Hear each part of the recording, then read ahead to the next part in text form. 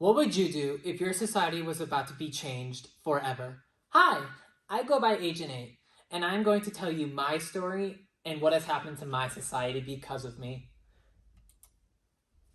So to start off, I lived in a town named North Royalton. We often held these events called Town Fest. They were mostly for fun, and they were led by the famous pop star duo named Polar Opposites, and their members consisted of Andrew and Ben. Basically, a theme was presented to the town, and the people would vote about which side they liked better. However, whichever side won was legally better than the other. For example, we had one about cake versus ice cream. Ice cream had won. Ice cream is now legally better than cake. When I said that they were just meant for fun, Polar Opposites really added a very shocking event that would change society forever. Introducing the Chaos vs. Order Towns Fest. So in July of 2019, the final Towns Fest, Chaos vs. Order, was showcased. Ben was the leader of Team Chaos. He wanted a fun, changing society. And Andrew was the leader of Team Order. He wanted a safe, static society that he would rule over. They actually handed out free t-shirts during the event, and this is an example of one of the shirts that were handed out. This is the Team Order shirt that people would have received if they were on Team Order. The Chaos one, however, yeah. This event was very huge for our town, and they even quoted this to promote the Town Fest. Your choice will affect the future generation forever. So after a long 72 hours of tallying votes, Team Order had won, which means Andrew could change North Royalton however he wanted. And this is something that we couldn't avoid because Ben actually invoked a article, which is Article 4 of the Town Fest, which means the losing side has to accept the winner's choice of view. So yeah, we were stuck in a society of order. However, during Andrew's victory speech, this is a quote that made us feel really better.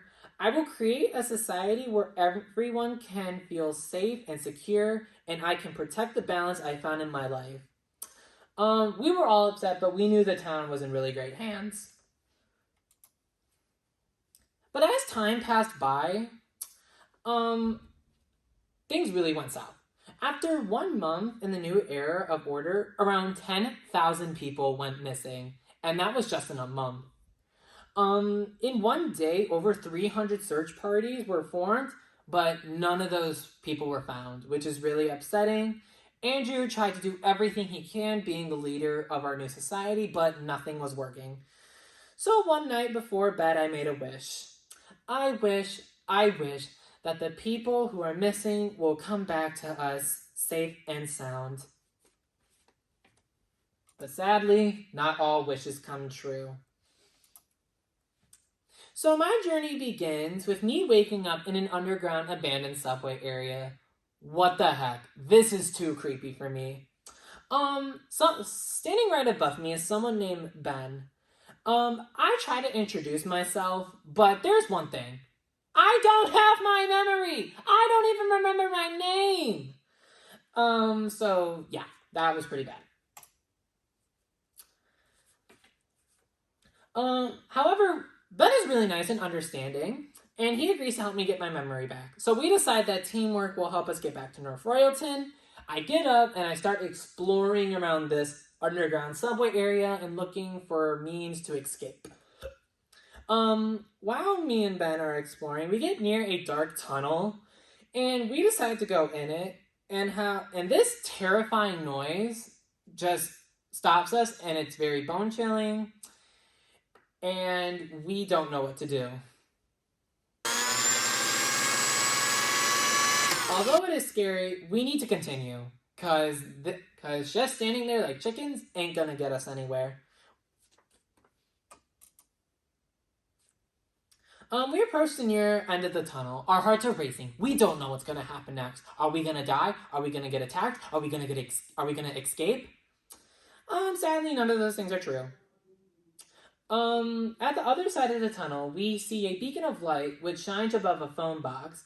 That is what the phone box looks like, and he goes by the name Tartar. When I go up to the phone, Ben follows close behind me, and the phone starts speaking this slang language.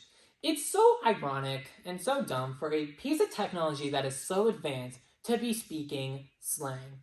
It basically says, "What's crack-a-lackin', homie?" But in that slang, there's very important stuff that we need to memorize. We're in the Deep Sea Metro. We need to pass these tests in order to navigate throughout this system. And in this system, there are 4 things that we need in order to escape to the surface, which is North Royalton. And the last thing, and I am test applicant number 10,008. Number 10,008. This is pretty weird, but the phone goes silent and doesn't answer any of our questions. Then I look at Ben, and he basically says, "Test applicant number 10,008? That's a mouthful, so I'll just call you Agent 8 for short," which is where my nickname comes from. Test applicant number 10,008. So then he continues talking. So we'll need to pass some tests in order and collect 4 things in order to escape. This sounds very interesting. Oh, and when I mean by we have to do this, I mean you have to do this. We just talked about teamwork, and now I'm going to be doing a majority of the work. Thanks, Ben. Then after he says that, a train pulls up, and we both decide to get on without any hesitation. And then the train slowly goes back into the tunnel where it came from.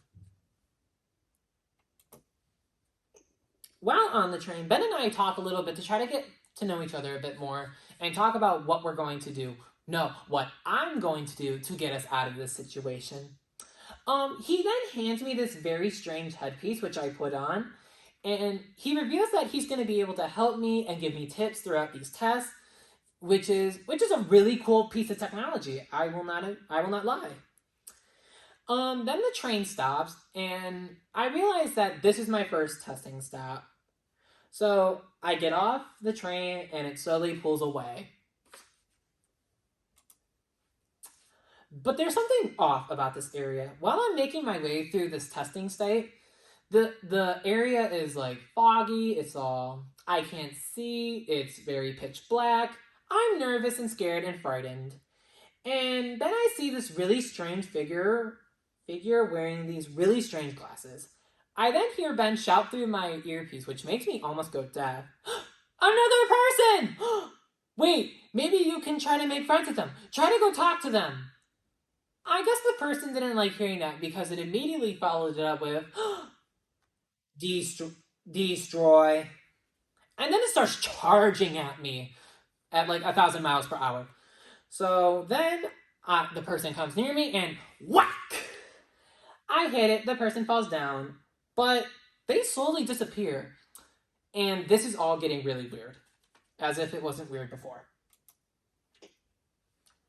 So after that strange counter, a slightly white light appears in front of me, and I don't know what possessed me to touch it, like, boop, but I did. And then it glows like very, very, very bright, and I'm knocked unconscious, but during that, I see something very interesting. I see like crowds of people wearing the exact same glasses that the figure had on, but they seem to be doing combat training. So basically, I'm going to be facing more of these people during my test. Whoop whoop, yay. I then gain consciousness again after a little while, and then I board the train, and I explain to Ben what happened and what I saw. I basically tell Ben about the glasses, and then Ben concludes that people wearing those glasses are more likely than not brainwashed. But then a walkie-talkie starts coming up, and Ben is very excited. He pulls it out of his pocket so quickly, and then goes, "Hello? Agent 3? Hello?" But unfortunately, it's not Agent 3. Spoiler alert. And then we hear this really loud voice. Mic check, 1, 2. Who the heck are you? Which is immediately followed up by another voice.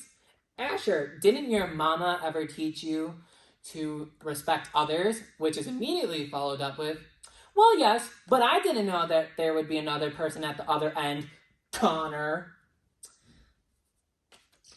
And then we hear a third voice, which is like a more soothing voice. And it basically says, sorry about those two. Anyways, I'm Lydia, and we're the upcoming pop star group Deep Cut. We found this walkie-talkie outside a recording studio. So we decided to pick it up and just see what it was about. Then Connor and Asher argue even more. I don't know what it's about. I don't care to find out what it's about. But then Lydia screams at the two to stop fighting and basically says, God, asking you two to stop fighting is like asking a fish not to swim. And then Ben explains what's going on with our current situation, and Deep Cut is glad to help us. Spoiler alert, we'll be hearing Connor and Asher argue even more. After 30 tests, I received my first thing. They look very weird, but I don't care. I just want to get out of here. I want to go home. I want to escape. But then Asher raises his concerns about them, and Connor interrupts him.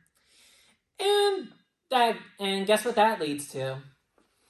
You're right, another argument.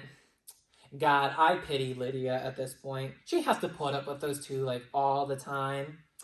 But regardless, she's a hard worker, and she locates the remaining things on her computer and sends it to my headpiece, which she hacks because she's a smart cookie. I'm not going to bore you with every single detail that happened after that, so I'm just going to cut straight to the chase. I then received my final two things. And then another white light appears, and I touch it again. And then I get knocked unconscious. And then I see some really strange events. But this time the light is showing me the events that happened after the Chaos vs. Order Towns Fest. I don't know what's going on at this rate. But this is the moment where everything does click. So basically what this light shows me is that people who are on Team Chaos are being forcefully taken from their homes. They are given substances which makes them lose their memory and knocks them out unconscious. And then they are placed into the deep sea metro. And they never escape. There is one question though that I have during all of this. Where is Ben? Because I saw him in the vision. But what part does he play, and why is he down here on his own will? So anyways, I meet Ben with the last thing. But before we go to Tartar, I ask him about his past, and he freezes and starts to break down crying. I feel very terrible, and Deep Cut also feels very bad too. But then he's like trying to say something. And then he says through many choked tears, Andrew and I were supposed to be best friends. Polar opposites meant everything to me. But then after Order 1, he started designing his perfect world. Then 1 month later, Andrew made his troops put me down here, which was part of his plan. I miss our friendship so much, and I'll do anything to get it back. After Ben's story, we all knew that we had to get back to the surface. So we arrived at Tartar with the things. Tartar then builds a figure out of the 4 things, and they make a blender. But I don't care what it made. I just want to get out of this area. Ben and I get inside the blender. And then D-Cut starts warning us, but we don't listen. We just want to go home and get out of here. But then something odd happens. The phone randomly blurts out, blending chaos into the sludge, and then turns on the blender with us inside. Everyone starts panicking, even Deep Cut. Lydia, they're gonna be smoothies! You gotta do something! Duh! Duh, Asher! They're gonna be smoothies in no time! Lydia, do something! And then they argue yet again, while we are about to die and get blended for the 100th time. While Ben and I are about to be blended, Lydia decides to try and hack the system in prayers that it will shut everything down, even the phone box. Just at that moment, someone crashes into the blender and completely shatters it, and even breaking the phone box too. Once we get to the ground, Ben recognizes the person as Ashton and calls him Agent 3. After almost dying in the blender, Asher then explains what he has researched. He basically then tells us a person is tasked to complete the test. If they collect the 4 things, they get blended to create strong slush DNA. And then those glasses have Andrew's symbol on them, so he's responsible for all of this. Every single detail and aspect is all his fault. And then while down there, people who don't escape are just left to die. But then Connor speaks up and lightens up the mood, saying that they'll help us escape with their helicopter. They'll come to our location, which Lydia has marked down accurately. The first time that Connor and Asher don't argue. Insane. And while then, Lydia gives us the idea to escape through the hole that Ashton made through the ceiling. After what seemed like years of climbing up endless amounts of ladders, we reach the surface, and then we see the helicopter landing. We get on, and then we fly back to the city. I myself don't talk much because I'm panicking and still very stressed about the whole blender incident. I now have a fear of blenders. You cannot use a blender around me. I will freak out. However, we all plan on how we're going to overthrow Andrew's order and reinforce chaos into our city. But one thing's for sure, I'm so grateful that we're all okay. We get back to the city to threaten Andrew about what he has done. We plan to confront him head on, and we do it, and then after that, he disappears without a trace. There is no sign of Andrew after that, which means we are now going to reinforce chaos. D-Cut broadcasts over a system that we will now be transforming into a society with chaos and no order.